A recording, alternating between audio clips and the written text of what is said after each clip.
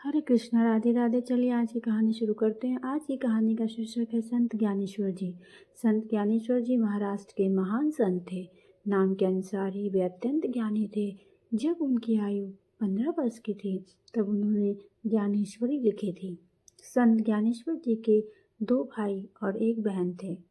उनके पिताजी ने संन्यास ले लिया था, परंतु उनके गुरु की आज्ञा से उन्होंने पुनः गृहस्थ आश्रम स्वीकार किया।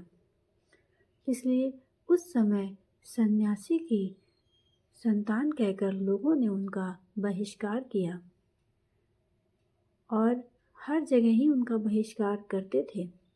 संत ज्ञानेश्वर जी के पिताजी अपने बच्चों का उपनयन संस्कार करना चाहते थे, परंतु उनका उपनयन संस्कार करने से पुरोहितों ने मना कर दिया तथा उन्हें देहांत का प्रायश्चित लेने को कहा।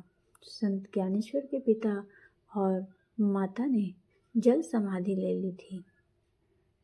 अब आनंदी के पुरोहितों ने उन सभी को पैठड़ क्षेत्र जाकर शुद्धि पत्र लाने के लिए कहा तथा बोले कि शुद्धि पत्र लाने पर ही उनका उपनयन संस्कार हो पाएगा।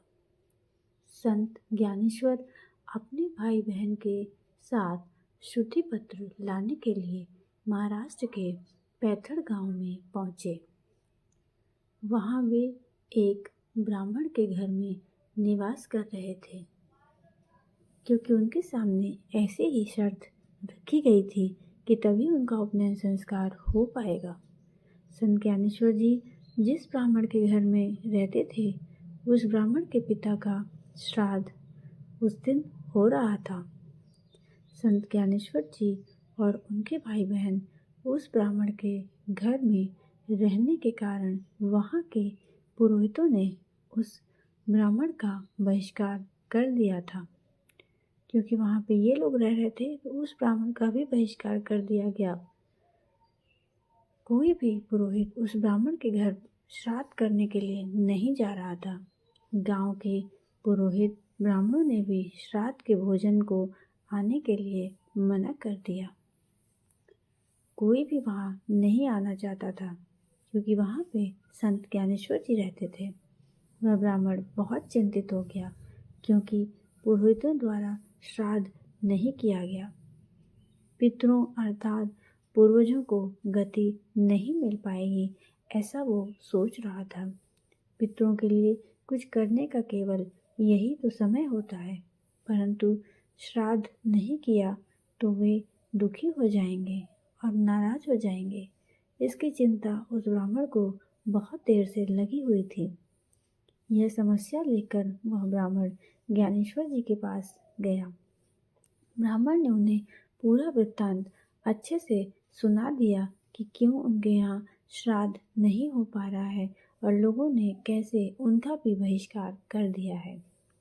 ब्राह्मण की समस्या सुनकर ज्ञानेश्वर जी बोले, आप चिंता न करें, मैं आपके पितरों को अर्थात पूर्वजों को ही यहाँ भोजन के लिए बुला लेता हूँ। क्योंकि वो बहुत बड़े संत थे और बहुत पहुँचे हुए भी संत थे। पुरोहितों ने श्राद्ध नहीं किया तो भी आपके पितर आकर यहाँ पर स्वयं भोजन करेंगे और यहाँ से वो तृप्त होकर ही लौटेंगे। आप इसका विश्वास कीजिए। आप केवल श्रद्धापूर्वक उनके लिए भोजन की सिद्धता करें और जितना हो सके उतना भोजन इकट्ठा करें और बनाएं। वो खुद यहाँ पर आएंगे। ब्राह्मण ने अत्यंत श्रद्धापूर्वक अपने पितरों के लिए भोजन की संपूर्ण सिद्धता की। ज्ञानेश्वर जी ने, क्योंकि बहुत बड़े योगी भी थे, उन्होंने अपने योग सामर्थ्य से उस ब्राह्मण के सभी पितरों को बुलाया। संत ज्ञानेश्वर जी ने बुलाने पर उस ब्राह्मण के सभी पितर वहाँ पर आ गए और उन्होंने श्राद्ध का भोजन ग्रहण किया। यह देखकर वह ब्राह्मण बहुत खुश हो रहा था। पितरों ने भोजन ग्रहण करने के बाद ज्ञानेश्वर जी ने सभी पितरों की ओर देखकर कहा, स्वस्थाने वासः। उनके इतना कहते ही पितर वहां से अदृश्य हो गए, अर्थात उनके स्थान पर जहाँ से वो आए थे वहाँ पर वो लौट कर चले गए। यह वार्ता पूरे पैथर में फैल गई। सभी पुरोहितों को अपने इस दुर्व्यवहार पर बड़ा पश्चाताप हुआ।